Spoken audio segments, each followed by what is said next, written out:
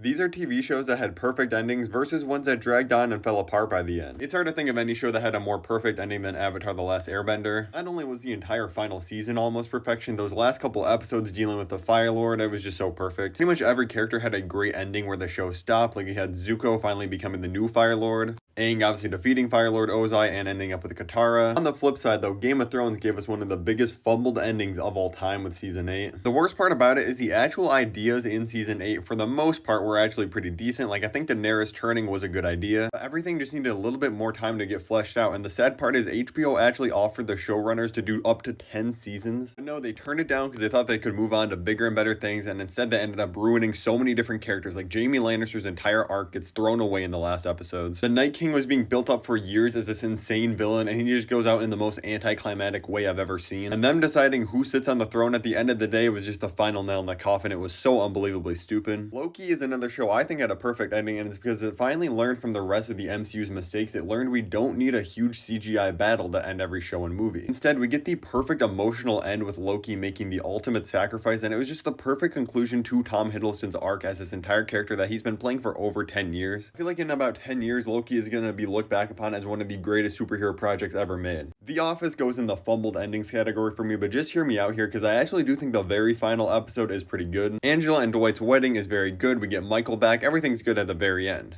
The reason this goes in the worst category for me is because after Michael left, this show was just losing steam for years. It just could not reach up to the same levels of comedy when he was in the show. Like the show brought in so many different people to be the replacement bosses, but none of them could just fill the void that Michael left. And all the stuff with Jim and Pam going through like relationship issues just was so out of left field and did not work. So even though I really enjoyed the very last episode, the last couple of seasons really lost a lot of steam. Ted Lasso is a super funny and heartfelt show, and I think it had a perfect ending. They came in with a plan for 3 seasons. This show got absolutely showered with awards and Emmys, and it's one of their most viewed shows ever on Apple TV Plus. So you could have really seen them just trying to extend this longer and just milk it for all it was worth. I'm really glad they didn't, because the ending of season 3 really works for me. All the characters have a great end, and it's definitely open-ended enough that if they wanted to continue some other characters like Roy and Jamie's stories, they could definitely do that in a spin-off, but I think Ted's story is done for good. In case you're watching Dexter, I'm not going to spoil the details, but just know the ending is so laughably bad. Like, it is just one of those endings you can tell the writers really thought was a lot deeper than it was, but it ends up coming off like they just had no clue what they were doing, and some of the last scenes of this are just so hilarious. Not only is the last arc of the Clone Wars the perfect conclusion to the show, it's also some of the greatest Star Wars content we've ever got, and dare I say, some of the best episodes of TV ever created. Clearly, I'm not alone. Like, look at the ratings for these episodes, almost unanimously 10s out of 10s. It's just such a great conclusion, which is always hard to do when you already know what happens next, obviously since Revenge of the Sith and the OT was already out, but they just hit so hard, and not only do these episodes fit in perfectly right to the start of Revenge of the Sith, they also enhance the movie in my opinion. How I Met Your Mother has one of the dumbest endings I've ever seen. Everybody felt so betrayed by this plot twist when it happened, and the worst part is that the creators of the show actually planned it from the very beginning.